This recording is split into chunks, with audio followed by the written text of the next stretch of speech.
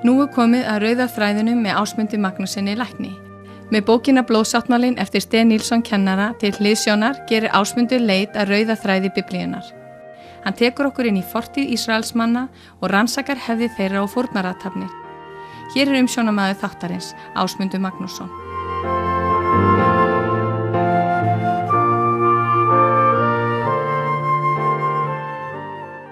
Komið sæl. Í síðasta lestri þá fylgdum við blóðsáttmálanum svo litið eftir frá Abraham og vorum komin fram til Móse og það var verið að fjalla refsidómana sem Guð sendi yfir Egyptana eða raun og veru yfir þeirra hjá Guði. Og næsta undirfyrirsögn refsidómar yfir öllum goðum.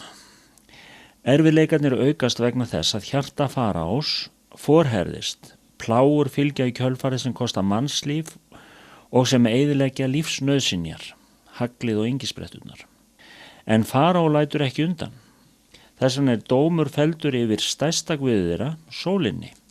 Drottinn sagði við Móse, rétt höndina til himins og skal þá koma þreifandi myrkur yfir allt Egyptaland, en bjart var hjá öllum Ísraelsmönnum í híbýlum þeirra. Þar sem Faraó krafðist þess að fá að halda eftir öllum eigum Ísraelsmanna ef fólkið fengi að fara, var engin önnur leið en að úthluta hverju heimili í landinu persónulegri sorg. Frumburðurinn í hverri fjölskyldu varð að deyja á sama hátt og hinn fyrsti Adam varð að deyja vegna syndarinnar og enn síðar engetinn sonur Guðs. Hingað til höfðu Ísraelsmenn ekki þurft að gera neitt til að forða sér undan bölvuninni, en nú ætlaði Guð að gefa þeim nýtt sönnunargagn fyrir mikilvægi sáttmálans sem hann gerði við Abraham og niðja hans. Virt samstarf við Guð átti nú að hefjast sem myndi útskýra hina djúpu merkingu blóðsáttmálans.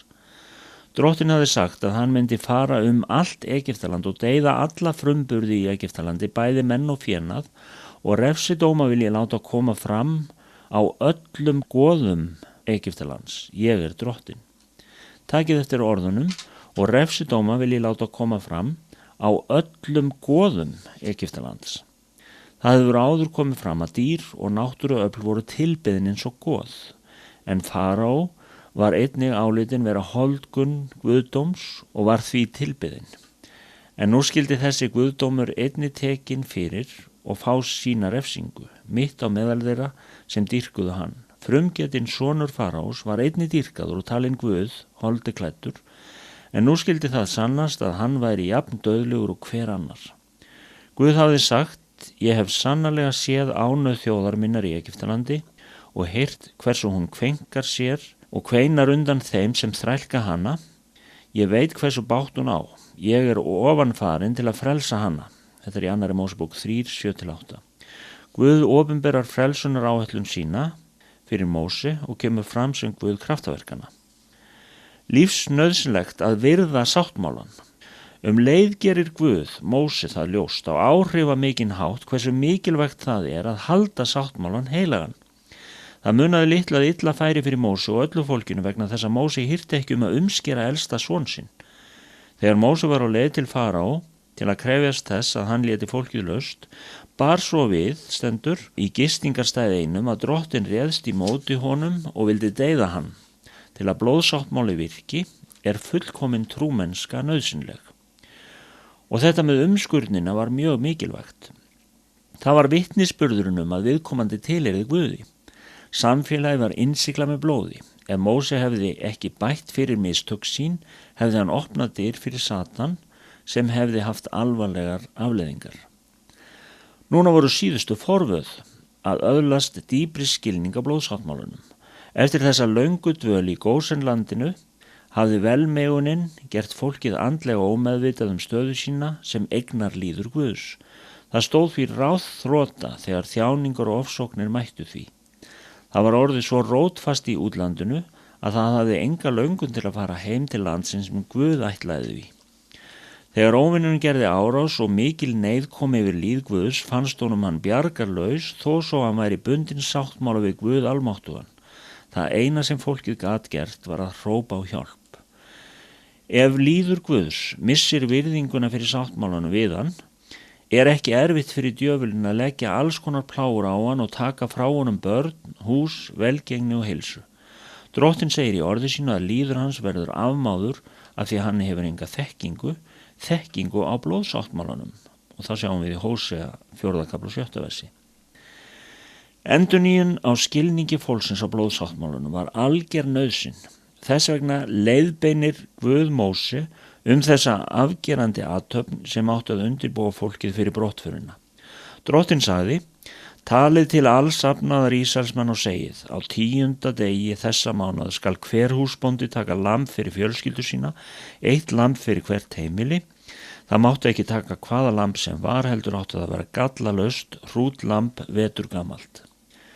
Til að öðlast vernd, það átti að taka lömbin frá á 10. degi mánaðarins Nísan, sem þaðan í frá skyldi vera upphafsmánuður hjá fólkinu og mikilvægasti mánuður þess. Lömbin þurfti að skoða vandlega í 3 daga, svo menn væru öruggir að þau hefðu enga galla eða veikleika. Á 14. degi átti að færa lömbin að dyrum húsana og slátra þeim. Við vitum að næsti dagur Ísrael byrjaði klukkan 6 kvöldið. Það var því að slátra lömbunum klukkan 3 síðdegis. Í 2. Mósebók 12. kafla 7. versi segir: þá skal öll samkoma Ísraels safnaðar slátra því sólsetur.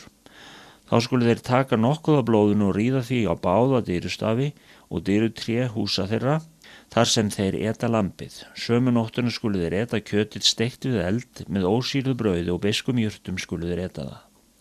Fólkið fær þessi skýru fyrirmæli til að öðlast vernd gegn bölvun dauða engilsins. Og blóðið skal vera yður tákn á þeim húsum þar sem þér eruð. Ég sé blóðið, mun ég ganga fram hjá yður og engin skæð plága skal yfir yður koma þegar ég slæ Egyptaland. Það flaut mikið blóð í Egyptalandi framan við dyr heimilanna þar sem þjóð sáttmálans bjó. Það hafði sem sé fengið skipun að slátra lömbunum sólsetur. Sólsetur var við 9. klukkutíman klukkan 15. Þegar næsti dagur byrjaði 3 tímum síðar urðu allir að vera komnir inn undir blóðið innan gæðslappa og halda sig þar. Vendað gegn yfirreið engilstöðans Egyptaland. Ísraelsmenn fengu kennslu sem aldrei gleymdist.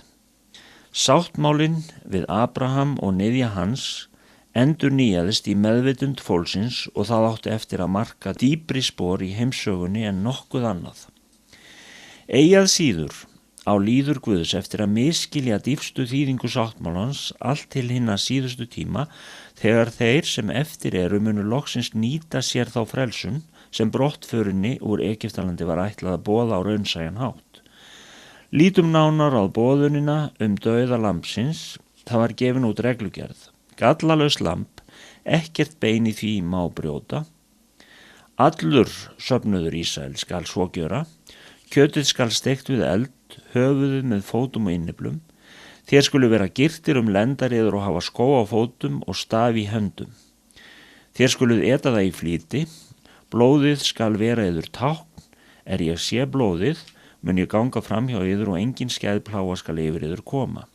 En ef blóðið hefði ekki verið á dyrastöfunum þeirra, sem sýndi að lífi hefði verið fórnað vegna þeirra sem þar bjuggu, hefði þessi plága einnig bitnað börnum Abrahams eins og hún bitnaði á Egyptum. En blóð lambsins var þeim til frelsunar. Allir læknuðust. Síðan þegar börn Ísraels höfðu borðað páskalambið fyrir luktum dyrum, áttu þau að vera ferðbúin. Þau áttu ekki að sofa á matnum, þau áttu að hafa skó á fótum og vera klædd til langferðar.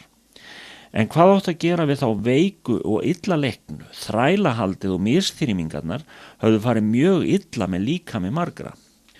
Drottinn hafði sagt þeim að þeir skyldu borða alla hluta lambsins, höfuð með fótum og innyflum. Þegar fólkið át kjöt lambsins urðu allir fullkomlega heilbrigðir.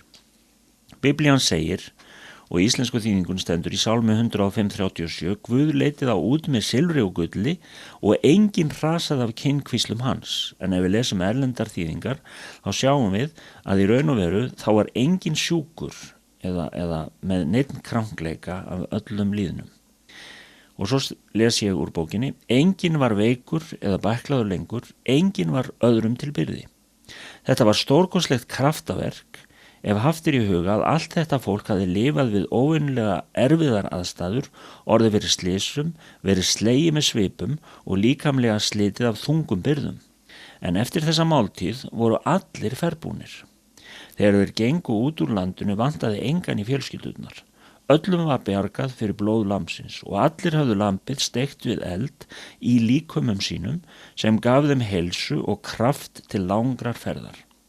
Og fólki fór ekki tómhent frá þrælahaldara sínum, það hafði með sér silfur og gull, segir í Sálmi 105. Allt sem Guð hafði sýnt Abraham í andanum daginn sem sáttmálinn var gerður, hafði nú gerst. En við megum ekki gleyma að Guð sagði við Abraham: sjá, það er ég sem hefur gjört við þig sáttmála. Sáttmáli er ekki einhliða. Þess vegna bætti Guð við: þú skalt halda minn sáttmála, þú og niðjar þínir eftir þig. Nú er eftir að sjá hvernig gengur með það síðara. Og við höldum áfram með það næst. Þakka ykkur fyrir áheyrnina. Ásmundur Magnússon læknir stjórnaði þættinum Rauði þráðurinn. Bókin Blóðsáttmálinn er skrifið af Sten Nilsson kennara við Biblíuskólan Livets Ord í Svíþjóð. Fylgstu með aftur í næstu viku en þá tekur Ásmundur upp Rauða þráðinn þar sem frá var horfið.